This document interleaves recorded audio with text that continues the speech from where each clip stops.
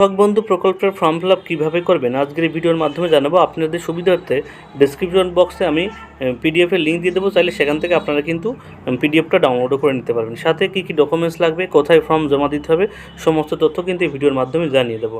আগে প্রথমে চলুন দেখে নিই কীভাবে আপনি কৃষক বন্ধু প্রকল্পের ফর্ম ফিল আপ করতে পারবেন। এই ফর্মটা কিন্তু যারা কৃষক বন্ধু প্রকল্পের টাকা পেতেন, তারা যদি কন্টিনিউ কৃষক বন্ধু প্রকল্পের টাকা পেতে চান, তাহলে কিন্তু প্রত্যেকের কিন্তু এই কৃষক বন্ধু প্রকল্পের ফর্ম কিন্তু ফিল আপ করে আপনার নিকটবর্তী বিডিও অফিস বা এডি অফিসে কিন্তু যেখানে ফর্ম জমানো হচ্ছে সেখানে কিন্তু আপনি জমা দিতে হবে, ঠিক আছে। এবং কী কী ডকুমেন্টস লাগবে আমি ভিডিও লাস্টে বলে দেবো। এখানে দেখতে পাচ্ছেন, এখানে এই ফর্মটা অ্যানেক্সা 1, ঠিক আছে। এই যে এই পাশের যেটুকু, এটুকু কিন্তু আপনারা কিছু করবেন না, এটা কিন্তু অফিসারদের জন্য। এই পাশের ঘরে আপনারা কিছু ফিল আপ করবেন না, আপনাদের শুধুমাত্র এই ঘরটুকু ফিল আপ করতে হবে। প্রথমেই বলা হয়েছে সুবিধাভোগীর নাম, অর্থাৎ যে কৃষক বন্ধু প্রকল্পের টাকা পায় তার নাম। সে ছেলে হয়ে থাকলে তার নাম, মেয়ে হয়ে থাকলে মেয়ে, কৃষক হয়ে থাকলে তার নাম। এখানে তার নাম কিন্তু ইংরাজি বড় হাতের ক্যাপিটাল অক্ষর দিয়ে লিখে দেবেন। এবার দ্বিতীয় নাম বলছে স্বামী, পিতা, স্বামী বা স্ত্রী বা অভিভাবকের নাম, অর্থাৎ যে আবেদন করছে তার গার্জেনের নাম এখানে লিখবে, ঠিক আছে। তার গার্জেনের নাম এখানে লিখে দিতে হবে। যদি কোনো মেয়ে কৃষক থাকে তাহলে তার গার্জেনের নাম, তার স্বামী বা তার যদি বাবা হয়ে থাকে বাবা, যার যেটা হবে সেই সেটা এখানে দিয়ে দেবেন। এখানে 3 নম্বর বলছে ঠিকানা, আপনার গ্রামের নামটা এখানে লিখে দেবেন। তারপরে তারপরে তারপরে বলছে জেলা, আপনার জেলার নাম লিখে দেবেন। তারপরে আপনার ব্লকের নাম লিখতে হবে, আপনার গ্রামের নাম, আপনার গ্রাম পঞ্চায়েতের নাম লিখতে হবে, আপনার মৌজার নাম। দেখতে পারবেন আপনি আর গ্রামের নাম আর মৌজার নাম কিন্তু অনেকের আলাদা থাকে, অনেকের কিন্তু একই থাকে। সেক্ষেত্রে আপনার দলিলে আপনি পেয়ে যাবেন আর যে আপনি কোন মৌজায় বসবাস করেন, ঠিক আছে, আপনার জমিটা কোন মৌজায়, সেই মৌজাটা কিন্তু এখানে দেখে দেখে আপনি দেখার পরে আপনি লিখে দেবেন, ঠিক আছে।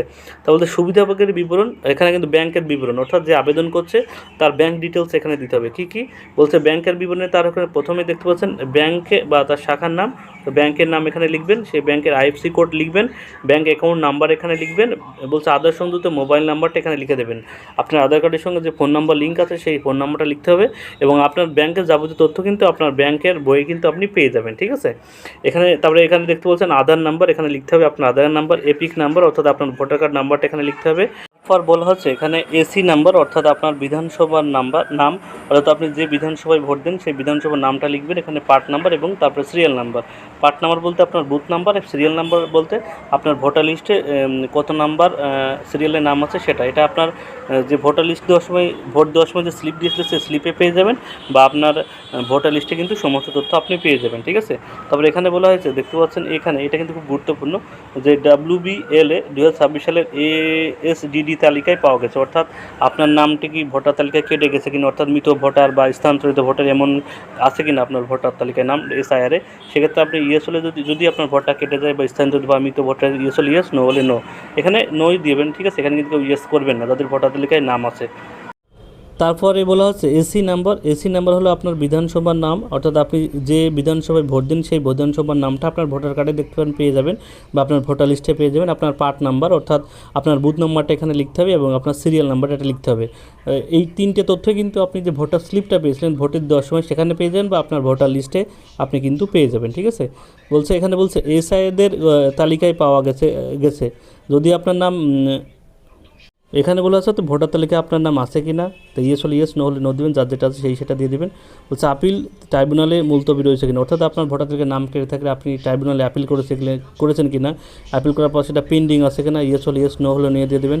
মুলতবি সিএতে আবেদন করেছেন কিনা, আবেদন করার পরে সেই সার্টিফিকেট আপনি পেয়েছেন কিনা নাকি পেন্ডিং আছে, ইয়েস হলে ইয়েস, নো হলে নো দিয়ে দেবেন, ঠিক আছে।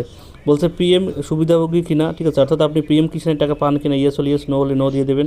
বলছে প্রধান পেশা, এর মধ্যে আপনি কোন পেশার অন্তর্গত সেই পেশাটা আপনি লিখে দেবেন, অর্থাৎ আপনি কী কাজ করেন সেটা এখানে লিখে দেবেন। চাষযোগ্য জমির বিবরণ, ঠিক আছে। এবার চাষযোগ্য জমির বিবরণ এখানে লিখতে হবে। প্রথমেই বলতে জেএল নাম্বার, অর্থাৎ আপনার দেখতে পারবেন আপনার যে পোর্টস আছে সেখানে জেএল নাম্বার লেখা আছে, সেই জেএল নাম্বারটা এখানে লিখে দেবেন।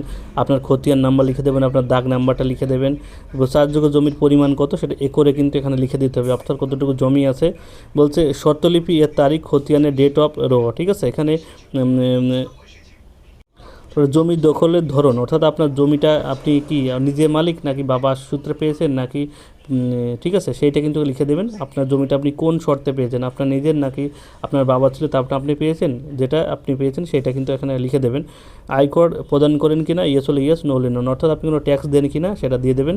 তারপরে এখানে বলছে স্বামী স্ত্রীর বিবরণ, ঠিক আছে, অর্থাৎ কৃষক যদি যে অ্যাপ্লিকেশন করে সে যদি ছেলে কৃষক হন সেক্ষেত্রে এখানে তার স্ত্রীর বিবরণ দিতে হবে, এবং যদি সে মেয়ে কৃষক হন সেক্ষেত্রে তার এখানে স্বামীর বিবরণ তার কিন্তু এখানে দিতে হবে। আশা করি সবাই বুঝতে পেরেছেন। এখানে ঠিক সেম প্রসেসে এখানে তার নাম, তার ব্যাংকের বিবরণ দিয়ে দেবেন, তার ব্যাংকের বিবরণ, তার ব্যাংকের নাম, তার আইএফসি কোড, তার ব্যাংক অ্যাকাউন্ট নম্বর, তার আধার কার্ড নম্বর, তার এখানে এপিক নাম্বার, তার বিধানসভার নাম, তার পার্ট নাম্বার, তার সিরিয়াল নাম্বার, যেটা উপরের দিকে যেমন লিখলেন এখানে ঠিক সেমভাবে কিন্তু আপনাকে লিখে দিতে হবে। ইয়েস ইয়েস নো নো এটা কিন্তু লিখে দেবেন পরপর, ঠিক আছে। তারপরে এখানে অঙ্গীকারপত্র দেখতে পাচ্ছেন, আবেদনকারী স্বাক্ষর, এখানে যে আবেদন করছে তার স্বাক্ষর কিন্তু এখানে লিখে দিতে হবে, ঠিক আছে। স্বাক্ষর করে লিখে দেবেন। তারপরে নিচের দিকে আপনাকে কিছু করতে হবে না, ঠিক আছে। এই যে ফর্মটা ফিল আপ করবেন এবং ফর্মের সঙ্গে কী কী ডকুমেন্টস দিতে হবে, এই ফর্মের সঙ্গে যে আবেদন করছে তার আধার কার্ড, তার ভোটার কার্ড, ঠিক আছে, তার ব্যাংকের বই, তার প্যান কার্ড এবং জমির পর্চা, এবং যে আবেদন করছে তার স্ত্রী, যদি ছেলে হয়ে থাকে তার স্ত্রীর কিন্তু Aadhaar card, voter card, PAN card, ব্যাংকের বই জমা দিতে হবে। এবং যদি কোনো মেয়ে কৃষক আবেদন করে থাকে সেক্ষেত্রে তার তো ডকুমেন্টস লাগবে, সাথে তার স্বামীর ডকুমেন্টস কিন্তু জমা দিতে হবে।